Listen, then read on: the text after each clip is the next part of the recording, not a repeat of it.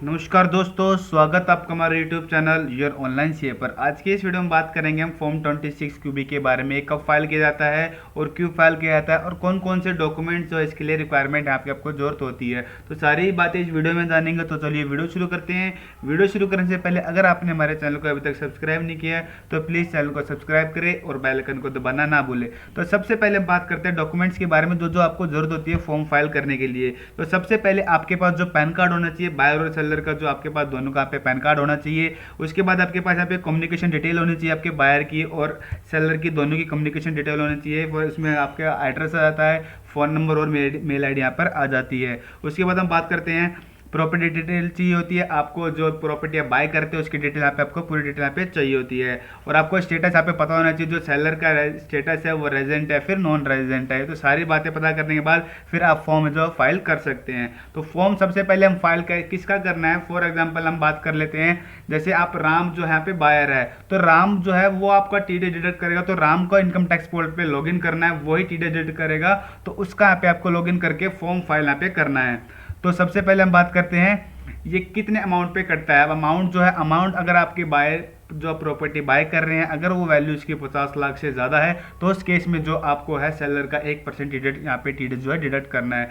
For example आपने कोई property bye की, उसकी वैल्यू 60 लाख रुपए है, तो उस केस में जो बायर है सेलर का 1% टीडीएस यहाँ पे डिडक्ट करेगा, यानी कि 60,000 उसका टीडीएस जो यहाँ पे वो डिडक्ट करेगा। बाकी की जो अमाउंट उसे पे करेगा, जो अमाउंट 60 लाख में 60,000 घटने के बाद 59,40,000 पेमेंट है जो वो सेलर को यहाँ पे दे देगा। 60,000 जो उसने टीडीएस उसका जमा कर दिया इनकम टैक्स पोर्टल पे यहाँ पे जमा करा दिया है। अब बात करते हैं लॉगिन करने के बाद आपको कहाँ पे जाना है। अगर इनकम टैक्स पे किसी का पहले से इनका आईडी पासवर्ड नहीं बना हुआ है, अगर किसी को बनाना है तो कैसे बनाते हैं उसके लिए मैंने सेपरेट वीडियो बनाई हुई है। उस वीडियो के लिंक डिस्क्रिप्शन बॉक्स में डाल दूंगा, आप वहां से देख सकते हैं। तो सबसे पहले आपको इनकम टैक्स पोर्टल पे लॉगिन कर लेना है। लॉगिन करने के बाद आपको ई फाइल के अंदर आना है। ई फाइल के अंदर आने के बाद आपको ई पे टैक्स में यहाँ पे क्लिक करना है। ई पे टैक्स पे क्लिक करने के बाद आपके पास इस तरीके से स्क्रीन ओपन हो जाएगी। इसके यहाँ पे फिर सिंपल आपको न्यू पेमेंट पे आपके यहाँ पे सिंपल यहाँ पे क्लिक कर लेना है। न्यू पेमेंट पे क्लिक करने के बाद आपको सेंटर में यहाँ पे आप देखेंगे आपको फॉर्म यहाँ पे दिख जाएगा, form 26 QB TDS on sale of property. इस पर आपको सिंपल यहाँ पे क्लिक करना है, प्रोसीड पे आपको पे क्लिक कर देना है।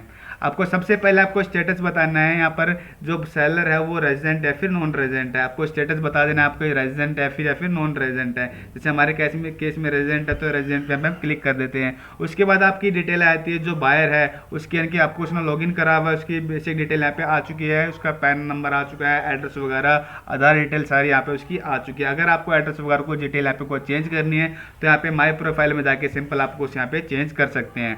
तो सबसे नीचे हमें डिटेल मेरी ऑटो फिल है, तो उसके बाद सबसे नीचे हम आते बात करते हैं। आपके पास इस तरीके से ऑप्शन आता है whether more than one buyer.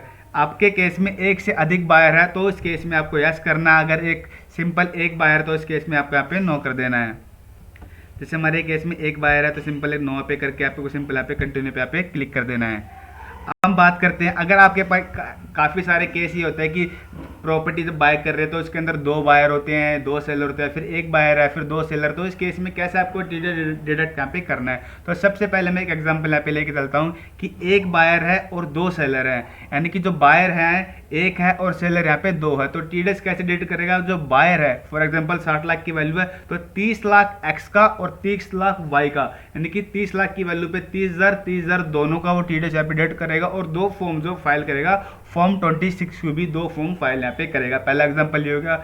दूसरा एग्जांपल की हम बात करें, अगर दो बायर है और दो सेलर, तो इस केस में कितने फॉर्म भर जाएंगे, यहाँ पे 4 फॉर्म भर जाएंगे। तो पहला बायर है वो दोनों सेलर का टीडीएस यहाँ पे डिडक्ट करेगा और फॉर्म 26 को भी भरेगा। इसी तरीके से जो सेकंड बायर है वो भी दोनों सेलर का टीडीएस यहाँ पे डिडक्ट करेगा और फॉर्म 26 को यहाँ पे फाइल करेगा। इसी तरीके से एग्जाम्पल हम लेते हैं, अगर बायर दो है तो सेलर एक है, तो इस केस में क्या होगा, जो भी रेशियो होगी आपकी उस रेशियो के अंदर वो दोनों बायर जो है अब सेलर का पे टीडीएस यहाँ पे डिडक्ट करेंगे और फॉर्म यहाँ पे फाइल करेंगे।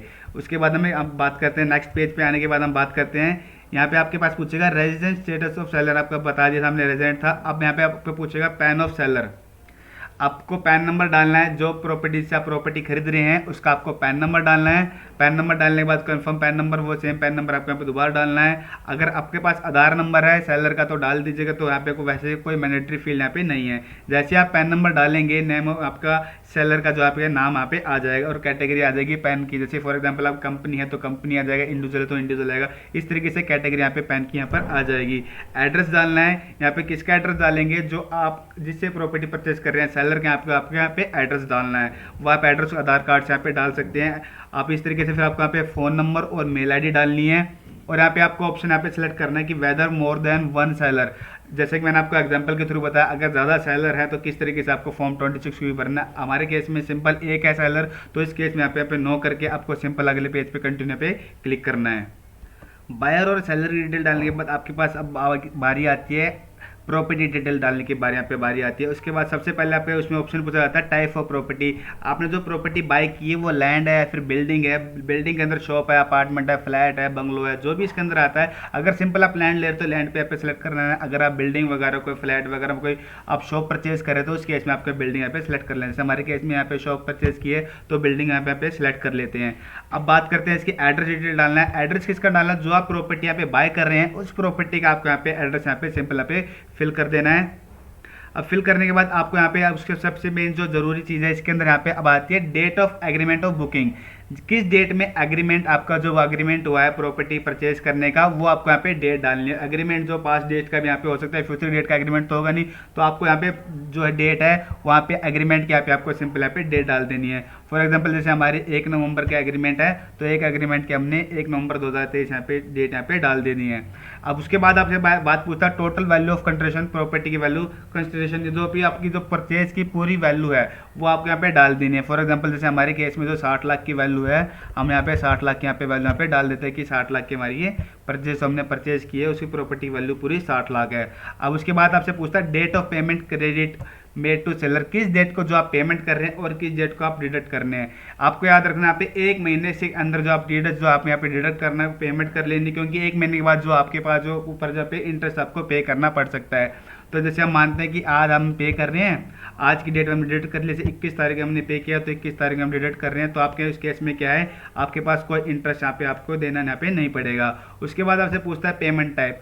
अगर आप पेमेंट लमसम में कर रहे हैं या फिर इंस्टॉलमेंट में कर रहे हैं तो 2 तरीके से पेमेंट कर सकते हैं। पहले आपको लमसम के थ्रू आपको बताता हूँ, फिर उसके बाद आपको इंस्टॉलमेंट बताता हूँ कि कैसे इंस्टॉलमेंट के थ्रू होगा। इंस्टॉलमेंट में 1-2 और चीज़ें आपसे यहाँ पे पूछी जाती है। फॉर एग्जाम्पल मैं लमसम कर देता हूँ कि मैं लमसम पूरी पेमेंट यहाँ पे कर रहा हूँ, तो लमसम के अंदर आपसे पहले क्वेश्चन आपसे पूछा जाएगा whether stamp duty value is higher than sale consideration.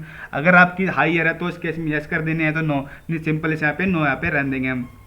जैसे हमारे केस में नो यहाँ पे रहने दिया। फिर अमाउंट आप कितने अमाउंट पे आप टीडीएस जमा कर रहे थे, मैंने लमसम फॉर एग्जांपल मैंने पूरे 60 लाख पे मैं जमा कर देता हूँ, तो मैंने यहाँ पे 60 लाख यहाँ पे मैंने कर दिया कि 60 लाख पे स्टैम्प वैल्यू यहाँ पे मेरे को डाल देनी है। ये 20% से ज़्यादा डिफरेंस का होनी चाहिए, तो ये 60 लाख की वैल्यू मेरी इसकी भी, तो ऑटोमेटिक ये 60 लाख पे 60,000 जो टीडीएस आपने यहाँ पे उठा लिए। देखिए इंटरेस्ट मेरा यहाँ पे 0 है। इस तरीके से आप कंटिन्यू पे क्लिक करेंगे तो 60,000 जो आप नेट बैंकिंग के थ्रू, यूपीआई के थ्रू, डेबिट कार्ड के थ्रू आप इस तरीके से जो आप पेमेंट यहाँ पे 60,000 के यहाँ पे कर सकते हैं। ये तो था लमसम की बात। अब हम बात करते हैं इंस्टॉलमेंट में। काफ़ी लोग जो इंस्टॉलमेंट के थ्रू पेमेंट करते हैं, तो इस केस में क्या करना है, फॉर एग्जाम्पल यहाँ पे इंस्टॉलमेंट यहाँ पे सिलेक्ट कर लेते हैं।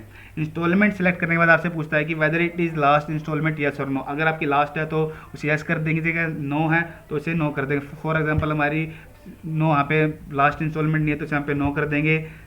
उसके बाद आपसे पूछता है टोटल अमाउंट जो प्रीवियस इंस्टॉलमेंट में आपने कितने अमाउंट पे कर चुके हैं। फॉर एग्जांपल 60 लाख की मेरी प्रॉपर्टी की वैल्यू है, 30 लाख मैं पहले पे कर चुका हूं, तो 30 लाख यहाँ पे डाल दूंगा और बाकी के अमाउंट पे फिर बाकी मैं टीडीएस जमा करा रहा हूं तो वो अमाउंट यहाँ पे डाल दूंगा। जैसे मैंने यहाँ पे 30 लाख यहाँ पे डाल दिया मैंने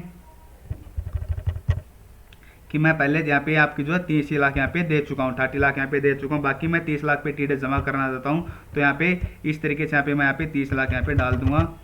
और आपको एक चीज़ का ध्यान रखना, जो वैल्यू आप यहाँ पे डालेंगे उसी पे आपको यहाँ पे टीडीएस आएगा, उसी पे आपको यहाँ पे टीडीएस जो जमा यहाँ पे कराना होगा। जो वैल्यू अमाउंट पेड इसमें इन कॉलम में आप डालेंगे उसी पे अमाउंट पे आपको यहाँ पे टीडीएस यहाँ पे डिडक्ट यहाँ पे जो आपके को वो अपने आप वहाँ पे उठाएगा। तो सिंपल आपको यहाँ पे कंटिन्यू पे क्लिक करना है। पेमेंट करने के बाद आप वहाँ से पेमेंट यहाँ से आपको ऑप्शन मिल जाएगा रिसिप्ट डाउनलोड करने का, और फॉर्म भी आप डाउनलोड वहाँ से कर सकते हैं। फॉर्म 26 की पार्टी को आप वहाँ से आप डाउनलोड करके दे सकते हैं। वो आपके पास प्रूफ हो जाएगा पार्टी को कि हमने आपका टीडीएस यहाँ पे डिडक्ट कर दिया है। कुछ 3 से 4 दिन के अंदर उसके पोर्टल में 26 ईयर्स में वहाँ पे भी उसको शो हो जाएगा कि मेरा इस पार्टी ने यहाँ पे जो टीडीएस यहाँ पे डिडक्ट किया है, कितने अमाउंट पे कितना टीडीएस यहाँ पे डिडक्ट किया और 26 क्यू अपने 26 ईयर्स में वहाँ पे वो देख सकता है। तो फ्रेंड्स आज की वीडियो बस इतना ही। अगर इस वीडियो से रिलेटेड आपको कोई भी क्वेश्चन तो हमें कमेंट डाउन कर सकते हैं। अगर किसी को कोई इशू आ रहा है, कोई दिक्कत आ रही है, तो हमें मेल आईडी डिस्क्रिप्शन बॉक्स में डाल दूँ, आप वहाँ से कांटेक्ट कर सकते हैं। अगर किसी को फॉर्म अपने 26 की भी फाइल करवाना है, फिर कोई भी आपकी क्वायरी है टीडी से रिलेटेड, ITR GST से रिलेटेड कोई भी क्वायरी है, वहाँ पे कॉन्टैक्ट डिटेल अपनी डिस्क्रिप्शन में डाल दूंगा, आप वहाँ से हमें कॉन्टैक्ट कर सकते हैं। तो फ्रेंड्स आज की वीडियो बस इतना ही। अगर ये वीडियो आपको अच्छी लगी हो तो प्लीज़ वीडियो को लाइक करें, चैनल को सब्सक्राइब करें। Thank you.